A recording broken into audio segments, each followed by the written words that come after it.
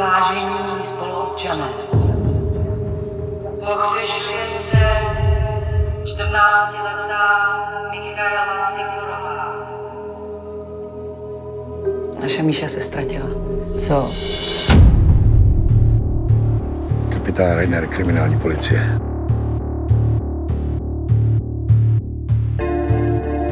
Stýká se Míša s klukama z Pasťáku. Proč se na to ptáte? Dcerunka paní starostky zdrhla za hajzlem z Pasťáku. Míša! Nechci, aby se to někdo dozvěděl. Co víš o Míše Sikorový? Co se jí stalo? Tady jsem tam já.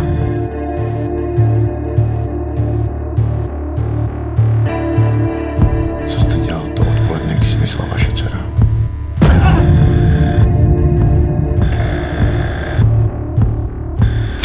Puste mě ven! Puste mě!